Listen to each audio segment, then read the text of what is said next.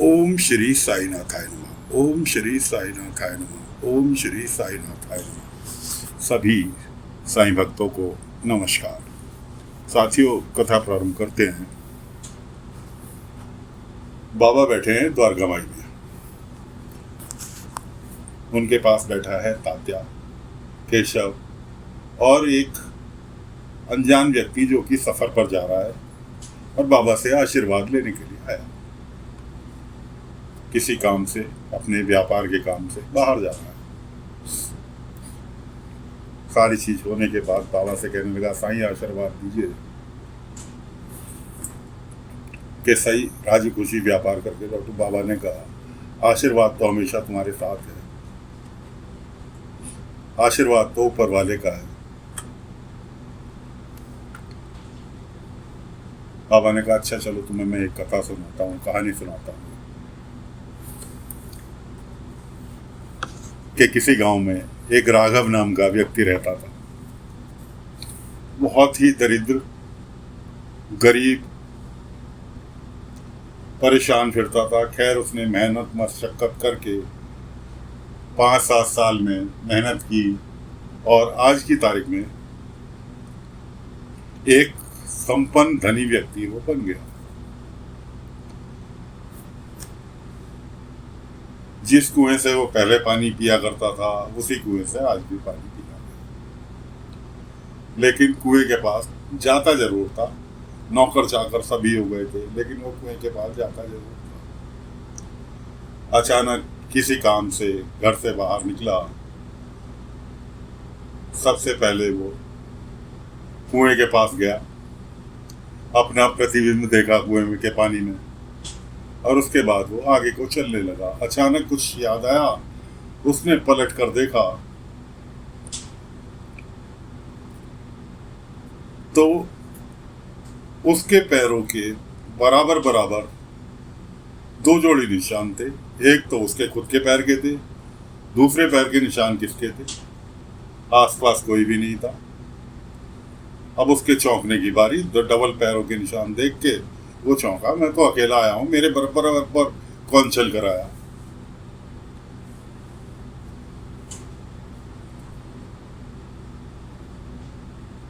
भ्रमित होकर उसने आवाज लगाई, कौन है यहाँ पे? आवाज आई, बेटा मैं हूं ईश्वर। कौन ईश्वर? अरे मैं जगत पिता जगदीश्वर ईश्वर। इतना कहते के साथ ही, आवाज के साथ ही अचानक एक अद्भुत प्रकाश जिससे आंखें चौंधिया जाए हुआ। उसकी आंखें चौंधिया गई। जब वो देखने लायक हुआ तो सामने विष्णु भगवान साक्षात नजर आए। उन्होंने कहा, अच्छा मेरे बुरे दिन चले गए तो ईश्वर भी साथ आ गए। ये दूसरे पैरों के निशान ये मेरे ही है। मैंने कहा, जब कहाँ गए थे? जब मैं दरिद्र था, भूखा था, बेबस था, तब कहाँ गए थे? आज मैं संपन्न हो गया तो साथ देने के लिए कि ईश्वर तेरे साथ है, इसलिए मेरे साथ साथ कदम से कदम मिलाकर चल रहे हो। जब कहाँ गए थे? जब मैं विष्णु भगवान कहने लगे कि बालक, मैं आज भी तेरे साथ हूं और तब भी मैं तेरे साथ था। मैं कहा, क्यों झूठ बोल रहे हो? भगवान होकर झूठ बोल रहे हो।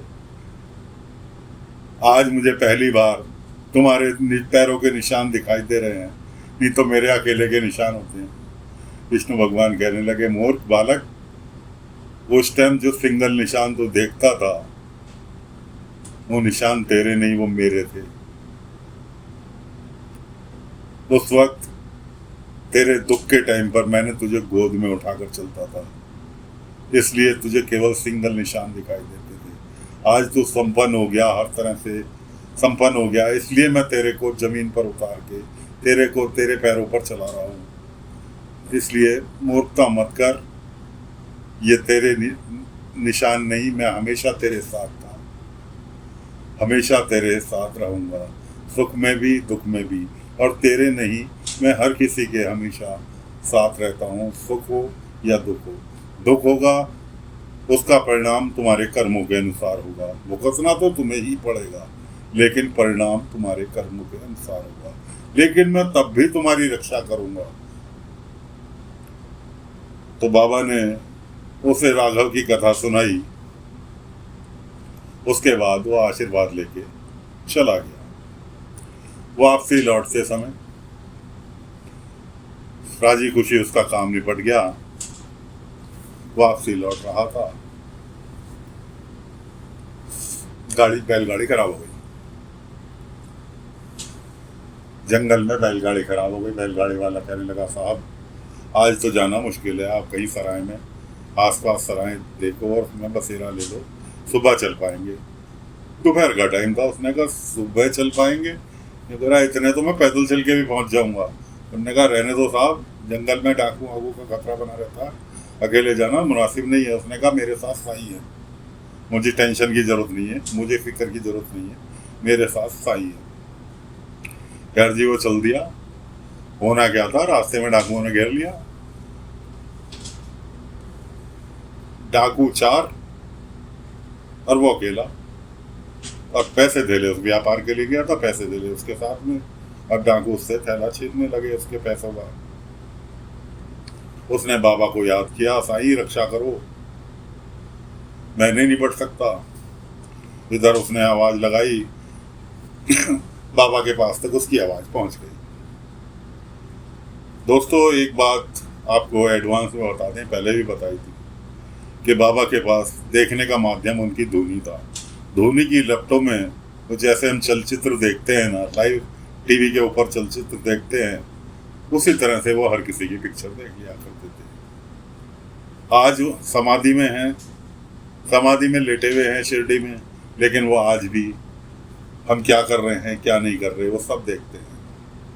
इसलिए बाबा ने उसकी देखी, बाबा के पास तक उसकी आवाज़ पहुंची। बाबा ने एक पत्थर उठाया और लेकर धूनी के पास बैठ गए, और उस पत्थर को इतनी जोर से दबाया कि वो चूरा हो गया बाबा की मुट्ठी में, और उस चूरे को उन्होंने धूनी के अंदर डाल दिया। अब उधर बाबा ने डाला और नज़ारा देख रहे हैं बैठ के अपनी धूनी पे, धूनी की लपटों में। उधर छीना झपटी करते करते हल्का सा उससे धक्का लगा, एक डाकू चारों खाने चित जाकर गिरा। ऐसे ही दूसरा धक्का लगा, दूसरा चारों खाने चित। इस तरह से उसमें इतनी ताकत भर दी बाबा ने कि एक हल्के से इशारे से जब डाकू जिससे लोट पोट, यहाँ तक कि डाकू को कहना पड़ा, अबे भागो यहाँ से, तो जान से मार देगा, इतना शक्तिशाली बंदा है। खैर जी डाकू भाग खड़े हुए। वो आया बाबा के पास कि साईं मुझे यकीन नहीं हो रहा, मुझ में इतनी ताकत आई कहाँ से। डाक छीना झपटी में उसके कपड़े फट गए थे, जो कि बाबा की कृपा से बाबा के पास तक आया तो सब कपड़े उसके साफ सुथरे नजर आए। अब बाबा की कफनी जो थी वहां पे से फटी हुई। बाबा से पूछने लगा, साईं ये कफनी आपकी कैसे फटी? बाबा ने कहा कहीं छीना झपटी हो रही होगी, फट गई होगी, सारा दिन घूमता हूँ। उसे याद आया कि उसकी तो कुर्ता फटा था। उन्होंने कहा साईं ये सब आपकी कृपा से हुआ है, जो मैं यहाँ शिरडी तक राजी खुशी पैदल चल के पहुंचा हूँ। कि साईं करते आप हो और नाम ऊपर वाले का लेते हो। बाबा ने कहा मैं कुछ नहीं करता, करवाता सब ऊपर वाला है, मैं कुछ नहीं करता, जो करवाता है ऊपर वाला करवाता है। तो साथियों अब चलते हैं आगे। बाबा के पास बच्चे तो खेलते ही रहते थे। एक बड़ा सा गोल सा पत्थर देखा और उन्होंने द्वारका माई के कोने पे उसे स्थापित करा, जगह साफ करके उस पर थोड़ा सा सिंदूर बिखेरा, थोड़ा से फूल चढ़ाए और उसकी पैर छुए और निकल लिए बच्चे तो खेल खाल के। और उसके बाद जो भी गांव वाला आ रहा उसके पैर छू के जा रहा, मन्नतें मान मान के जा रहा। 3 ग्रामीण जा रहे थे, बाबा तात्या के साथ घूम रहे थे शिरडी में, तो वो उसके पत्थर के पैर छुए और मन्नत मानने लगे कि हम जिस काम से जा रहे हैं वापसी में प्रसाद चढ़ाएंगे। बाबा ने रोका, भाई एक बात बताओ, ये मन्नत मानने से क्या होता है? जो तुम मन्नत मान रहे हो इससे क्यों सही नहीं माननी चाहिए मन्नत? कि मेरे हिसाब से तो नहीं माननी चाहिए। वो ऊपर वाला मालिक सबकी देख रहा है, मन्नत मान के तो हम उसको शर्मिंदा करने वाली कहानी करते हैं। कैसे? आप लोग शिरडी जाते हैं, साईं बाबा मेरी शादी करा दो अच्छे घर में, कब दोबारा प्रसाद चढ़ाने आऊंगा। अबे यार शादी तेरी होगी, बाबा को क्यों बांध रहा के मेरी शादी करा दो तब आऊंगा। दूसरे, बाबा मेरे औलाद नहीं है, मेरे अपना बालक होगा तभी आऊंगा। और भाई बालक से बाबा का क्या लेना देना, बालक तुम पैदा करोगे, बाबा को क्यों बीच में घसीट रहे हो। बालक होना, शादी होना, का कोई भी कार्य होना, सब ऊपर वाले का समय निर्धारित है। उसमें ऊपर वाले को असमंजस में क्यों डालते हो, क्यों उसको परेशान करते हो। भाई उसकी तो कृपा दृष्टि आपके भाग्य में, नसीब में जो एक बार लिखा गया वो होकर रहना है। हाँ, उसकी शरण में बराबर बने रहोगे, प्रेम करोगे उससे, उसे अपनी तरह समझोगे, रोज सुबह शाम उसका नाम लोगे, अच्छे कर्म करोगे, वो तुम्हारे बुरे वक्त में भी तुम्हें सहायता के रूप में खड़ा मिलेगा। इसलिए मन्नत नहीं माननी चाहिए। मन्नत प्रेम करो, बार बार जाओ। मंदिर में जा रहे हैं, मंदिर में बिल्कुल हमेशा रोज जाओ, नियम से जाओ, लेकिन ये मत कह के आओ कि ये मेरा काम करवा दो तब आऊंगा। ऊपर वाला कहता तू आने के लिए रहने दे यार, मेरे को तेरे से कोई काम नहीं है कि तू मत आइयो परेशान करने के लिए। लेकिन मंदिर में जाओ, भगवान को दीपक दिखाओ, जल चढ़ाओ, नमस्कार करो, अपना सर्वस्व उन्हें अर्पित करो, दिल से करो कि जो कुछ दिया हुआ है प्रभु आपका दिया हुआ है। हाँ, काम जरूर बताओ अपना कि ऐसा काम होना है, अब आपकी इच्छा है, कब होगा, कैसे होगा, ये आप तय करेंगे, मैं तो आपकी शरण में हूँ। इस तरह से ऊपर वाले के पास जाओ, ऊपर वाले मंदिर में जाओ, मस्जिद में जाओ, कहीं भी जाओ, गुरुद्वारे में जाओ, यहाँ तक कि बाबा के पास जाओ, बाबा को भी काम तो बताओ कि साईं ये काम होना है। लेकिन ये नहीं कि साईं मेरा ये काम करा दो जब आऊँगा। ये तो बाबा को ब्लैकमेल करने वाली कहानी हो गई। तो कि जी ये काम कराओगे तो आऊँगा, नहीं तो नहीं आने का। बाबा भी कह रहे रजा भाई तू मत आ, तेरी जरूरत नहीं है, अपने घर बैठ, मेरे पास भक्तों की कमी नहीं है तुरंत आने के लिए। तो दोस्तों, बाबा ने उन्हें समझाया कि भाई मन्नत मांगो तो ऐसे मांगो कि जो कि उसमें ब्लैकमेल ना छुपा हुआ हो, एक सौदा ना छुपा हुआ हो। प्रेम करो, ऊपर वाले से प्यार करो, ऊपर वाले को अपनी तरह अपने दिल में बसाओ, अपनी सांसों में बसाओ, तभी ऊपर वाला तुम्हारी सुनेगा, हर बुरे वक्त में तुम्हारे साथ खड़ा हुआ दिखाई देगा। तो उन्हें समझा के बाबा ने उन्हें विदा किया और उन्हें बताया भी, अरे तुम जिसको भगवान समझकर मन्नत मान रहे हो, यूँ तो भगवान कण कण में, हर मट्टी के कण में विराजमान है।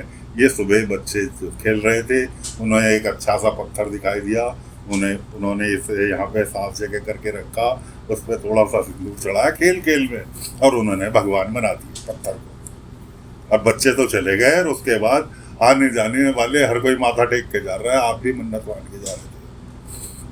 खैर, उसके बाद अब अगली कहानी चलती है। एक लड़की अपने मामी मामा के पास रहती है, नानी, मामी, मामा, मामा के एक बेटी। माँ बाप उसके बचपन में ही खत्म हो गए, तो वो मामी मामा के पास रहती। मामी उससे दाब के काम कराती, खरी खोटी अलग सुनाती, और अपनी बेटी जिसको कुछ नहीं आता उसकी वाहवाही करती। बाबा के पास वो लड़की जो थी अनाथ थी, अनाथ ही कहना चाहिए, जिसके माँ बाप नहीं हो, वो बाबा से बहुत प्यार करती थी। रोजाना मारुति मंदिर में आरती में जाना उसका काम था। बाबा मिल जाए, बाबा को प्रणाम करना, बाबा से मतलब सच्चे दिल से चाहती थी। बाबा भी उसको रोजाना कभी ना कभी कहीं ना कहीं मिल जाते थे।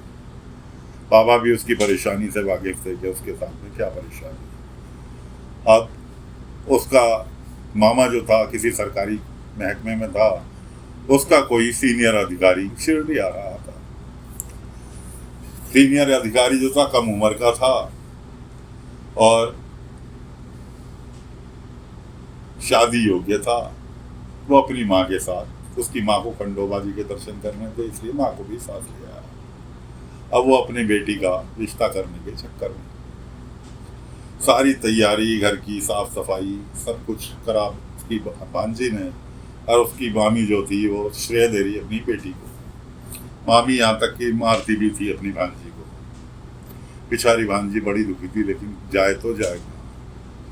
नानी उसको बहुत प्यार करती।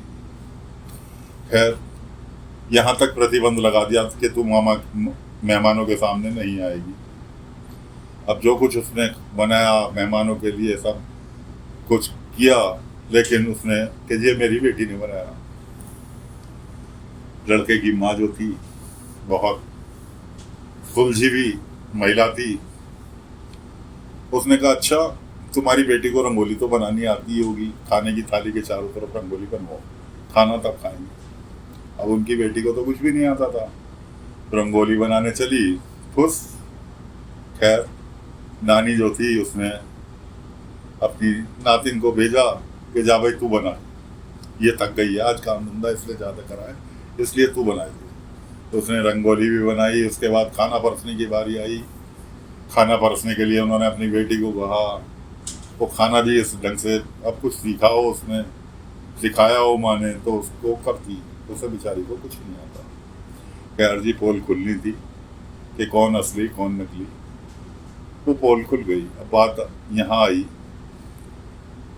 कि जी रिश्ते की बात चली सबसे एंड में आके कि भाई हम अपनी बेटी का रिश्ता आपके बेटे के साथ। उसने कहा तुम्हारी बेटी तो किसी हर चीज़ में नाकाम रही, हर चीज़ में फेल हो गई, तुम झूठी तारीफ कर रहे थे। हाँ तुम्हारी भांजी के विषय में अगर चाहते हो कि रिश्ता हो जाए तो तुम्हारी भांजी के लिए हम तैयार हैं अपने बेटे के साथ रिश्ता करने। मामा समझदार था, उसने कहा भाई मेरा सीनियर है, नहीं रिश्ता किया